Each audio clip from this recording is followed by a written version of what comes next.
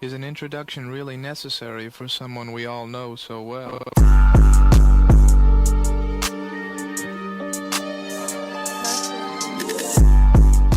Yo, what's the word, YouTube? It's your boy Gotti back here with another YouTube video, man. So, if you've been on the page lately, you would have seen that I have been resharing some of my old work from Beyond the Fences. And I actually uploaded some outtakes from 2017 from when I used to do YouTube with Chris. If you do not know, Chris is who I first started this YouTube page with. You can go down and YouTube videos and kind of check out some of those old YouTube videos to see where I kind of came from, where I grew to. I like to look back and reflect on those moments because it just shows me how far I've come and how much, how much further I still have to go, to achieve the things that I want. So you can go check that out. If you have not checked any of those videos out, I do suggest that you leave this video and go check some of those videos out. And if you're also not subscribed while you're here, I ask that you go ahead and hit that subscribe button. As you can see, man, I'm on the road to 100 subs. Once I get to 100 subs, I will drop that tour footage from Atlanta and New York City. As you guys know, I did complete the pilot. Summer's pretty much done for me. I am now trying to organize everything. I'm working on the sets that I've been getting called back from. I'm doing casting calls and I'm trying to do the YouTube. But one thing that I will not do in between time and in the meantime and in between time when things are going on, I will not neglect the YouTube. I've been trying to do good with that. So I came up with multiple ways to keep videos pumping out. And I also think that that was a great idea to upload my work because my YouTube is my personal resume in a sense. So I do enjoy, being able to share my work to people that may have not seen it yet, or just being able to have everything that I'm a part of on one platform because I know that it could be confusing looking on this YouTube. Just make sure the mic's still on. Looking on this YouTube and then also having to go to Beyond the Fences. Now, I'm not critiquing these episodes or giving feedback or anything to start anything or do anything like that. I'm just simply going to like address things that I may have been feeling in those episodes. So to kind of be like an after show. So I know the first one that's out, I didn't really go into much detail to talk about things much. I actually edited that video. It's not the original file. It's close to the original file, but I actually edited out some things that, I thought should have been edited out from the first cut, but it's the Kev Gotti cut. So with most of those videos, I will probably cut things out, but still give you guys my raw opinion. Now, if I feel fit, I will leave that in, or I may even point it out. So, we just got to stay tuned with that. That's just really me posting a demo for my work here, and also me being able to either further the conversation, as I've said before, critique it, or give some positive feedback about it. I think that my work is great, and I don't think it's something that I should let go down the drain. And being that the subscribers over there are pretty much the same over here, we gotta get our work out, man. I cannot and I will not let my work go down in vain. You feel what I'm saying? And shout out to Mikhail. Like I said, there's no smoke with Mikhail. There's never been no smoke, but we ain't talked since the last time was the last time. So, hey man, say man. It's your boy Gotti. Without further ado, we're gonna get into Gotti Corners, man. So look, I want to talk about the Breakfast Club. I'm actually bigging up the Breakfast Club, which is new for me because for a while the Breakfast Club had done started to I don't know. It just seemed like Charlemagne maybe didn't want to be there no more. I know he got, things with, I hope y'all didn't see this side because I got this real together because, it's a lot going on. We having bad hair days and everything, man. It's just a lot going on. Life is lifing. You understand me? Life is lifing. But God is still good all the time. He is good. But so yeah, I just feel like Charlemagne probably wasn't interested. He got other things going on. The Black Effect Network, I believe, is what is the appropriate the right name. The Black Effect Network is what Charlemagne has, and he has a couple people who got podcasts and things out on there. So I like to see that Charlemagne is also putting people in position to bring them up versus, like I always say oftentimes, most OGs, they'll be saying how they've been in the game 15, 20, 30 years, but they don't have nobody coming up behind them or they don't have nobody that they put in place. So then oftentimes when these people vanish or disappear from the scenes, we're kind of like, oh, when they're gonna come back, or who's gonna take this place, or who's gonna do this, or you know what I'm saying? Like kind of with Wendy Williams, the Wendy Williams of it all. I feel like Wendy should have been possibly training somebody to come up behind her. We never know when that last show may have been, or when you may have got sick, or whatever the case may have been. So I just felt like for a long time, Charlemagne kind of felt disengaged, but I can't say that wholeheartedly because, like I said, he did have the Black Effect Network where he created and creating avenues for different people to help bring them up. But when it came to the Breakfast Club, I don't feel like the chemistry was there. Um, you know, Angela Yee had left and moved on to her position. She's still with the station. She just has her own show. Angela Yee moved on. And, it was different co-hosts in between. And, Envy was there, and Envy's always there, but Envy was there trying to adjust as well, because it's not just Charlamagne, it's Envy that's a part of the Breakfast Club as well. So you have Envy trying to adjust. Then you had when they finally get, somebody in, it was Jess. Jess had her baby. Then Jess leave and Lauren LaRosa come in. Then when that come back, it's a situation with Jess and Lauren. So I just feel like, for a minute we got away from what the essence of Breakfast Club was and what we go to Breakfast Club for, and what those interviews, what we expect and look for. And I just think that we got back to that, and it was a couple interviews. They've been having great interviews this year. I'll just say that the run that they've been on with these interviews, I feel like it's like a old Breakfast Club feeling. It's like that old studio feeling. There ain't none of the new stuff. I'm talking about old Charlamagne, prime DJ Envy when he feel like entertaining it. And I love Lauren LaRosa being there. Jess, I don't know what Jess' situation was in this Dame Dash interview, because she usually have a lot to say and her news is real. But hey, I don't know. We're gonna get to that. But first and foremost, I want to talk about the initial Breakfast Club interview that is bringing me here, and that is the Stephanie Mills, Patti LaBelle, and Chaka Khan, and also Gladys Knight, who was not on the interview, but she is on tour with them. They were up there promoting their tour, and Michael Jackson, all of these years later, is still trending, and there's still new stories coming out. And I think it's actually funny to hear things and hear people that was actually involved with Michael and Prince and Whitney, because we forget that these were their peers. These were the people that was out with them. So of course they're going to have stories to tell for days. And I love that the queens are getting the recognition that they need. Of course they've received all types of awards throughout their career. Of course they've been awarded to, work up until their 60s, 70s, and 80s, because that's the age group between the four women, I shall say.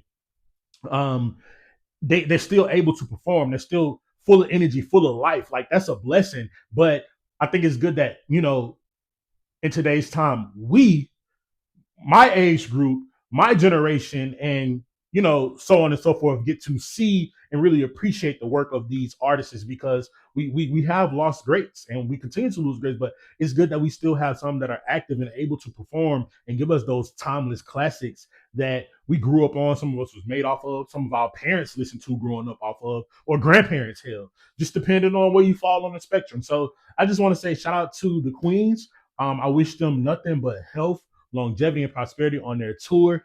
I cannot wait to catch the Atlanta show on your leg 2. This is the second leg starting in September. So shout out to the queens. If you have not or do not know about that, I think you should check it out. It's a great show. You can probably take a parent, grandparent, father, auntie, uncle, granddaddy, cousin, to the show, man, and just enjoy classics from some legends in the game. And what I found quite amazing was to know that Stephanie Mills had a nose job and Patti LaBelle also had a nose job. Stephanie Mills is the reason that Patti LaBelle had her nose job. And Patti LaBelle basically was telling the story like, yeah, I went to one of my girlfriends and she came over to my house, we were eating, and she told me that she had a nose job, and I immediately said I wanted one. And you can see Stephanie Mills in the interview grabbing her leg, and she's like, was it me? Like, they kind of whispered. She's like, yeah. She's like, you can tell it. So once she gave that information, Stephanie Mills shared that it was Michael Jackson who introduced her to getting her nose done. So Stephanie Mills went to the same doctor Michael Jackson used to get her nose done, which I think is crazy, because we know where Michael Jackson beginning stage were and what the end stage was. So I think it's kind of crazy, but I really am glad that Stephanie Mills and Patti LaBelle knew that it was kind of like a one and done type situation, and they didn't go overboard, because I think a lot of people have went overboard, i.e. Michael Jackson, and Lil' Kim is another one. Like, I wonder if Lil' Kim would ever go on to those shows that they have now for Botch to just try to get something corrected, because Lil' Kim was a beautiful woman. Not saying that she's not beautiful, no, not talking about anybody's looks, but yeah, I found that very weird. What did you guys think about that? Now, moving along, they had Jermaine Dupri up there later in the week. Jermaine Dupri came up there and kind of, Jermaine Dupri is, I would say, one of the faces, the faces of Atlanta. When you ask about Mount Rushmores of Atlanta, I definitely think that Jermaine Dupri should be in that conversation. Oftentimes, we just say Tip, Gucci, all these other people that, were outcasts and things like that. Like, I'm not trying to forget people, so as they come out with say it, but we oftentimes forget, I feel like, Jermaine Dupri and what So So Def did for Atlanta and so many artists. and even female rap with the Brat.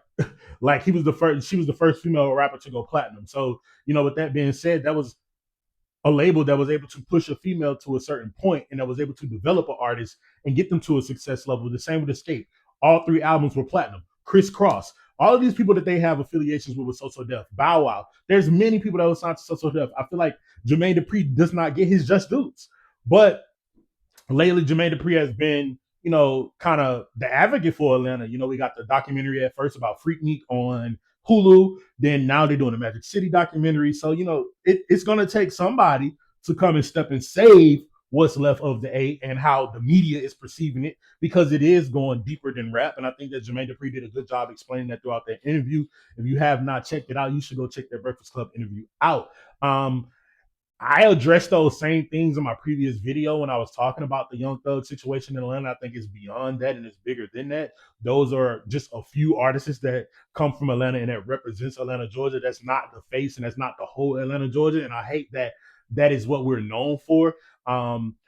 Like even Jermaine Dupri was saying, we got skating rings on each side of the city. When you think about skating here, you just think it's just Cascade. There's Golden Glide. There's everything. I'm not going to go through all the names. You know Atlanta. On the north side, east side, south side, west side. There's skating rings. That's what it's notorious for. The culture in Atlanta. You know what it was here and why everyone wants to move here at one point. So we're not going to sit here and let people in the media play on our city when it comes to something that's bigger than the city of Atlanta, when it comes to artists and cases and, real cases dealing with RICOs and situations like that. I just think we took a bad rep, but hey, man, like they say, the tabloids, you'll be down for 24 hours and another 24 hours to talk about the next story. So with that being said, we're gonna move on to the next interview, and that is this one that's playing in the back, and that's Dame Dash. So when I watched this interview, I'm gonna just be honest. I could not watch it the whole hour and 15 minutes. I watched about 55 minutes of it, and I felt like I got enough. Really, I didn't get anything, but I think I heard enough when it comes to this Dame Dash interview. And all of these things said on Gotti Station is alleged news. This is alleged. Everything I said is alleged, alleged, alleged, alleged, alleged, and alleged. It's your boy Gotti. So I'm gonna just be honest. Dame Dash, of course, I know about Rockefeller and I knew his affiliation with Jay-Z. And, it's always been put out that he was, bitter behind certain business things that may have went bad or whatever the case may have been, because he had more situations. He had the situation with Rachel Roy, he had a kid with her. I believe they were married. I'm not too sure. Don't quote me on it because I'm not the Dame Dash reporter or Dame Dash fan. I don't really check for Dame Dash like that. So I knew about all these situations and who he had affiliations with. And it always seems as though when he was in the media, it was always like he was having some type of dispute or disagreement or dealing with courts or dealing with lawsuits. So Dame Dash wasn't really someone that I kind of follow his career path. I do know what he contributed. I do know he was dating Aaliyah at the time of her death, tragic death in 2001. And I do know around that time how he kind of, dealt the situation with the Miss Jones, him and the tsunami song. Him and, Jay was kind of up to this. I knew the previews of all of that. But when it comes to who Dame Dash is and what he actually do, that's never really been something that I've actually followed his career. I know what he's about. I know his resume as far as his position that he's played for certain artists, but I don't follow the work that he do. I know who he's affiliated with. So I'm like, what's going on? But after doing further investigation, it's just like Dame Dash has always been this type of person. So with this interview in particular, I didn't appreciate a couple things about the interview.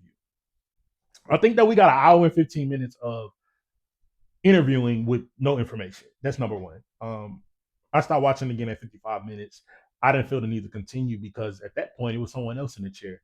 And he passed the mic to someone else doing the interview that he's there for, understanding that the guy was promoting some things that, is good to promote. And if you got bringing somebody that can put you in this position and talk about your things on the radio, I think you should absolutely do that. So there's no problem with that. But what my thing is, the entire 55 minutes, I'll just say 50 minutes, it was Dame Dash. I felt as though he was backpedaling.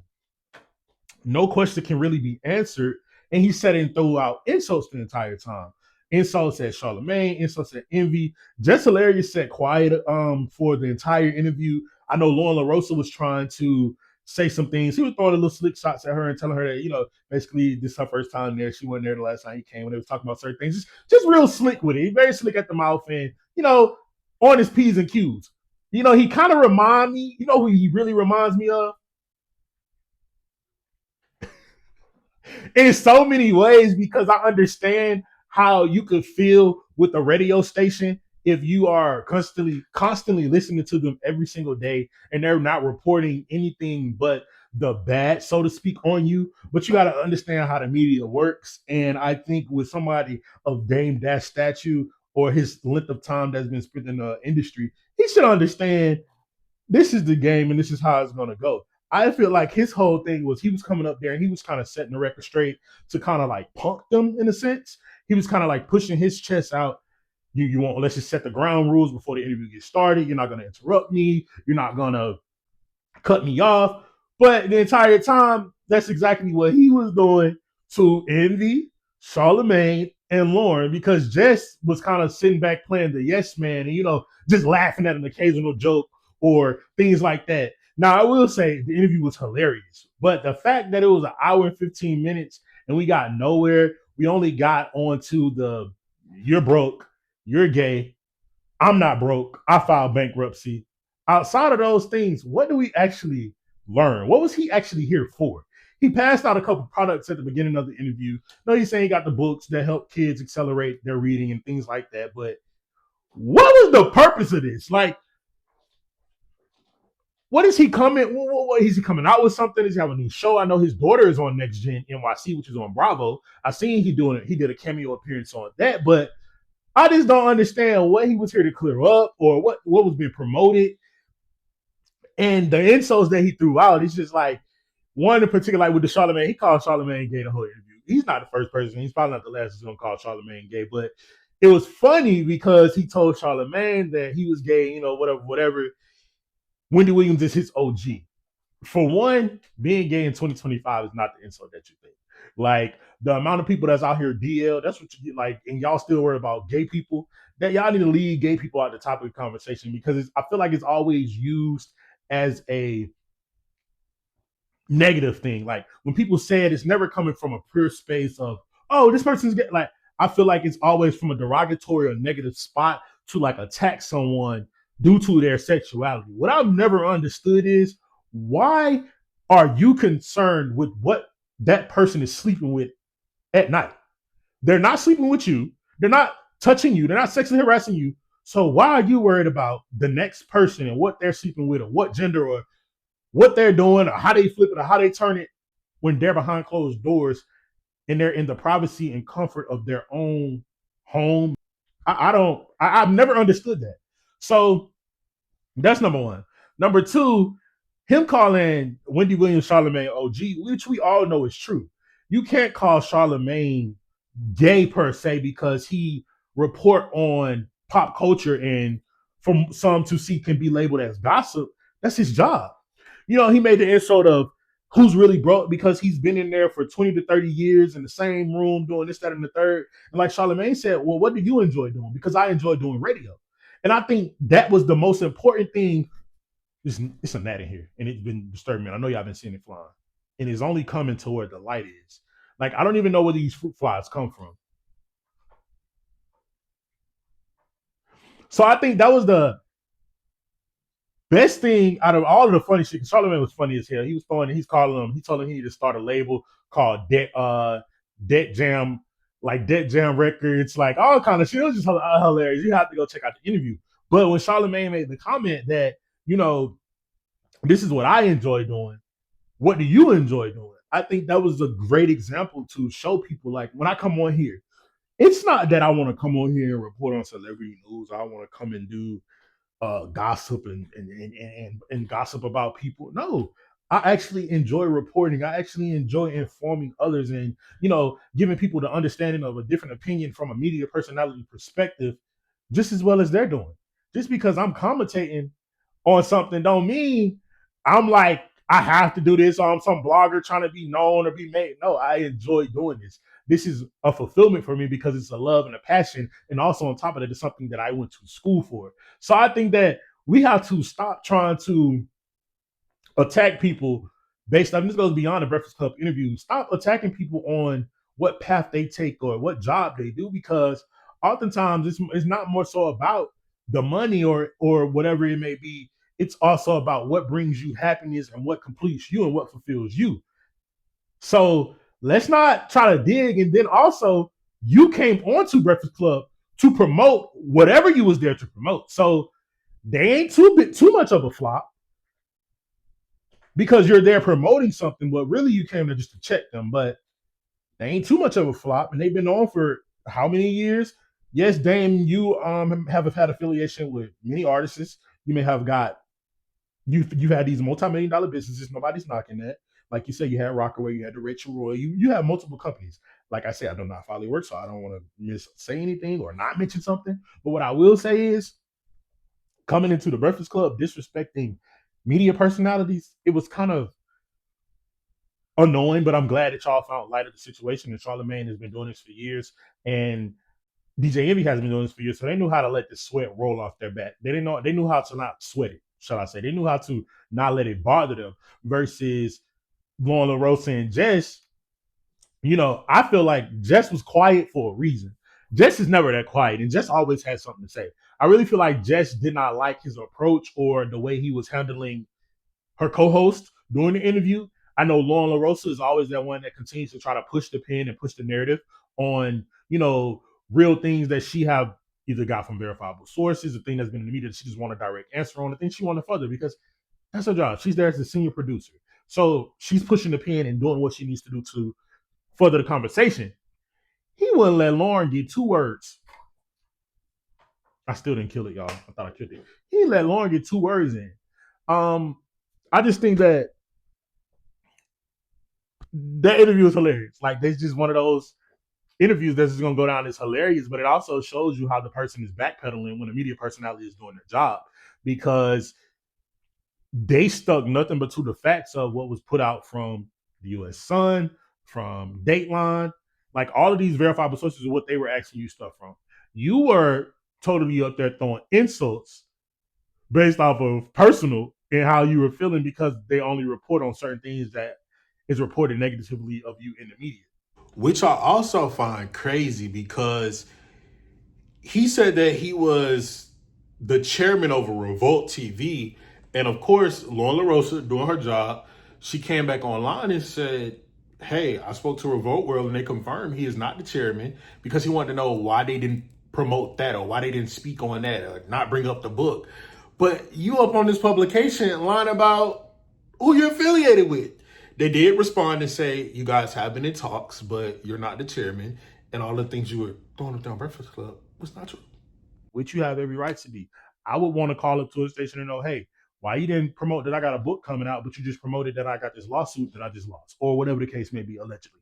So I totally understand, but I just think this will also be one of those classic interviews years later. But then on the flip side, I had to play devil's advocate across the board. And like I said, from a media standpoint, I think this is like 101 with someone new. I think that it probably wouldn't have went this way because they would have known how to handle this on air and the combativeness and just not even being able to get anywhere in a conversation. You have to know how to be able to navigate through that. And it takes skill to be able to know how to do that. So I'm glad it was with them. And I think this will be an iconic episode. And I think that he knew exactly what he was doing. Birdman has had those moments. It's been DMX have had those moments. It's been a lot of people going to Breakfast Club and have those moments, excuse me. And I think Dame knew exactly what he was doing. But it was a funny episode, needless to say. So y'all should go check that out. But I think it's absolutely hilarious that he name dropped Wendy Williams, and Wendy Williams ended up popping out at New York Fashion Week, looking amazing. I see she linked up with Lil Kim. They ran into each other outside of an event. I see that they decided they want to stay in contact. Well, she asked could they stay in contact and asked for a number. I think it's great because that clip, she's an icon, she's a legend, and she ends the moment. Come on now. That was Wendy talking about Lil Kim on television. So I think it's great to see a full circle moment and just them being present from the 90s. Like Wendy was at her peak in radio and Kim was at the peak of her career at that time. And that was Wendy was a pillar in the community, in the hip hop community, shall I say, more so than anything. And I think it's good that, it can be all love at the end of the day, regardless of what was said or what was reported. She didn't approach Wendy on some Dame Dash thing situation. But, needless to say, time has passed and those years going on. And I'm just glad that, Wendy's able to be out in the streets and not be approached with negativity due to things that she had said or reported on when she was simply doing her job. And she had a TV show to keep the numbers and ratings on. So once you start out in the field, it's going to continue. You guys knew about this since she was on radio. I think that it's always okay when you're not the topic of conversation. As long as it's somebody else, we're all laughing and giggling. But when it's us, then that's when it becomes the problem. When we're the last stop, that's when it's the problem. So shout out to Wendy Williams. I know a lot of people try to throw karma her way, but shout out to Wendy Williams. She was doing nothing but her job her entire career, and she did a great job with it. I'm glad to see that she's out. We're going to get into this statement that was released by people last night on behalf of this Wendy Williams situation and updates due to the court-appointed guardianship and when that may end. Wendy Williams and Joe Tacopino did an interview on TMZ. I seen this interview a few weeks ago when they were standing outside and she had the glasses on. I posted here, but I did not click on it when I seen it on YouTube because when I seen the interview coming down social media, it was just a 15-second clip, and I thought it was that.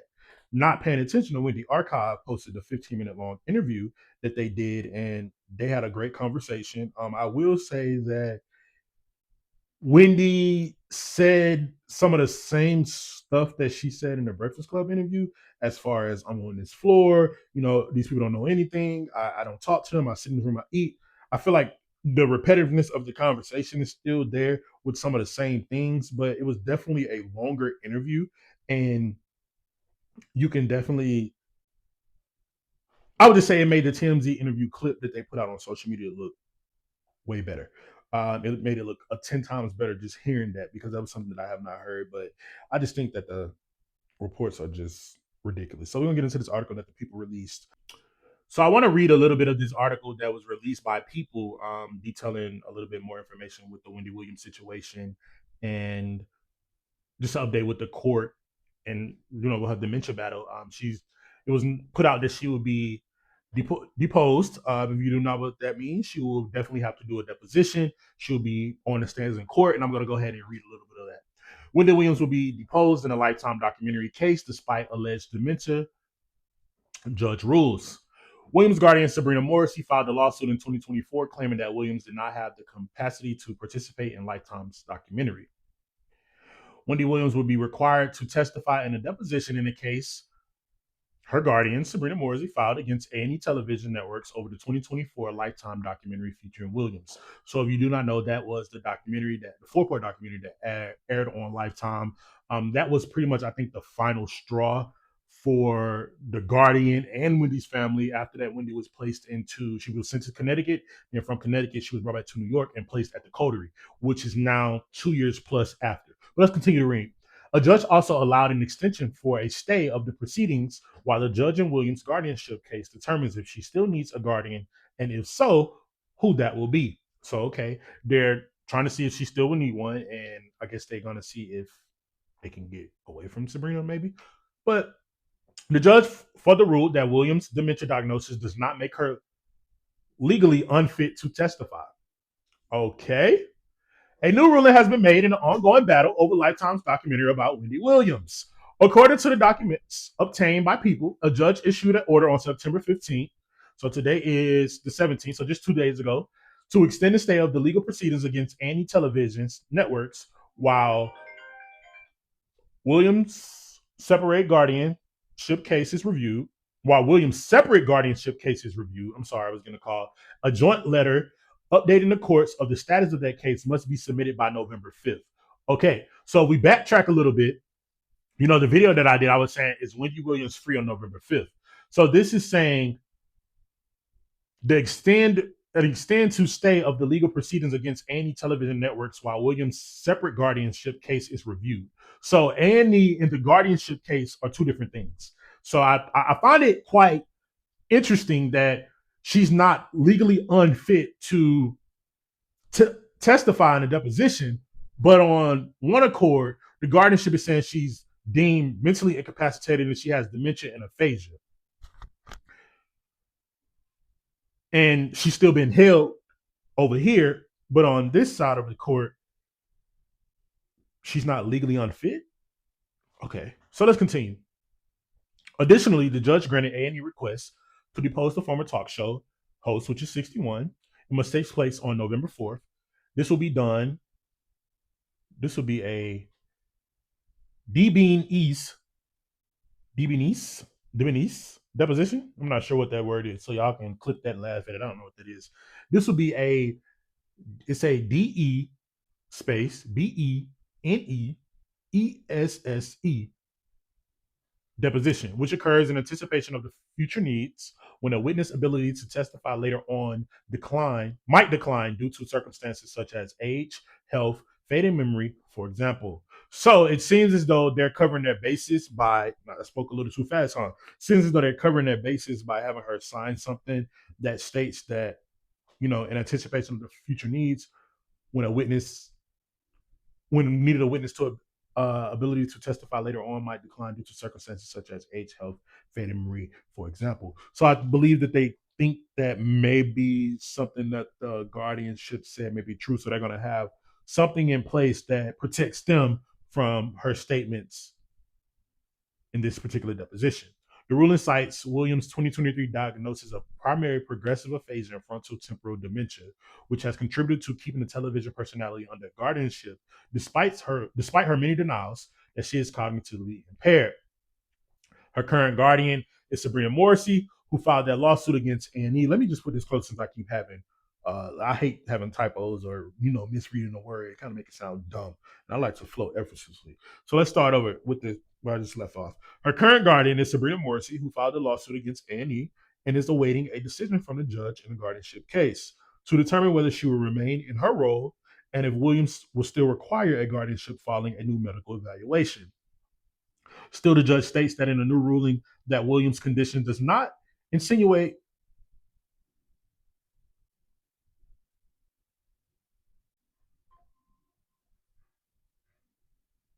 Still, the judge states in a new ruling that Williams' condition does not isolate her from providing a testimony in this case. Because of the federal rules of evidence, which does not contain any requirements of mental ability for witnesses, it will be up to the jury in this case to decide what weight to give Williams' deposition testimony per the docs. The court also listed parameters for the deposition, including limiting it to 3 hours, allowing Williams to testify remotely, interesting, and restricting people in the room to no more than 2 attorneys in this case and one of the Williams attorneys in her guardianship case. Okay, so Joe will be there and then whoever is the other lawyer. So 2 people will be allowed in the room. Okay. And it can be done remotely. So I'm sure they're going to keep her at the coterie. I think she should be able to go out to the court and get dressed kind of like she was at Fashion Week. I think they give her a sense of normalcy. It helps bring her back to reality and remember kind of who she is. Not saying that she forgot anything, but when you're dealing with someone that dealt with alcohol, and if it was definitely alcohol-induced dementia, I think that, she still has some moments of fogness, but let's continue. A source exclusively tell people that the attorney suing A&E said at a September 5th, 2025 hearing, so this month, that the docuseries was horrific, that it could no longer be found on the air anywhere. Attorneys for A&E later admitted they had taken the series down, claiming it was out of respect for the legal proceedings. Personally, I don't know. Being that it was taken down, I don't think it changes anything because half of those clips and the main points that people are focusing on and what the media, because what we put out is what the media picks up. I think the clips that went viral are still out there because I see them today on TikTok. But let's continue reading. An attorney for Morrissey requested an extension of the stay to November 3rd for a ruling on Williams' guardianship. The attorney alleges that the complications have arisen because various parties, including counsel for certain members of Williams' family, including Williams' ex-husband and others, have indicated their intention to challenge both the guardianship itself as well as Mrs. Morrissey's status as a guardian. In February of 2024, Williams' medical care team revealed that she had been diagnosed with progressive aphasia and FTD, which is frontal temporal dementia. The same day, Morrissey filed a lawsuit against A&E, seeking to halt the release of their documentary, Where's Wendy Williams?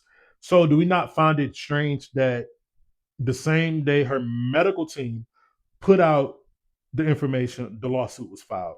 Something else that I find very, very interesting, Wendy Williams stated in that interview that I told you guys that was posted by TMZ when she was on with Joe, she was stating that, she has an iPad. They didn't want her to have an iPad, but she's been doing her own research on the iPad to figure out exactly what is the frontal temporal dementia and aphasia diagnosis, because she don't even know what it is. So I think that was a very important point as well. And I think that all of these things should be challenged and picked up in court. Okay, very strategic, very programmed and planned.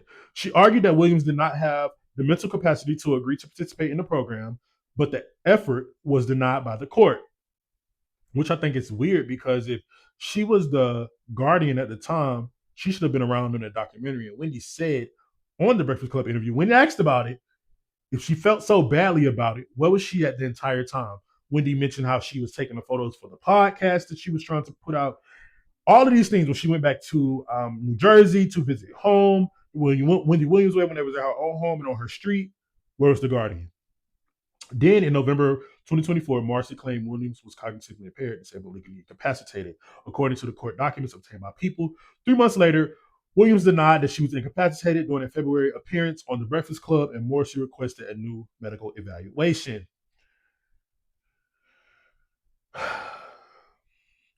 That's all that I'm going to get into because that brings us up to speed with the Breakfast Club interview. That brings us up to speed when Wendy had the independent test done, when the NYPD went into the coterie and had her removed to look at the independent test. She passed the cognitive test with, as she quote, flying colors. 10 out of 10 on the test is what the doctor said. And, from there, it's been, small steps, but I think more steps to getting her free. We've seen her out more. So I just want to say that we're going to continue to keep Wendy lifted in prayer. Wishing her nothing but healing energy in the places that she is broken. Wishing her peace. And we're just going to keep it positive on Wendy. For me, on my side, I have nothing negative to say about Wendy. I just want to share that. I hope that give you guys a little bit more insight because I know a lot of people be confused on, well, why would they say this or do this? But we have to sometimes look at the fine print and read those actual stories and articles to know that there's bullshit going on, especially in this industry. And I think a lot of people is waking up to know that the industry is not what it was once, painted to be. But hey, man, it's been another good episode. It's your boy Gotti, and until the next video, we are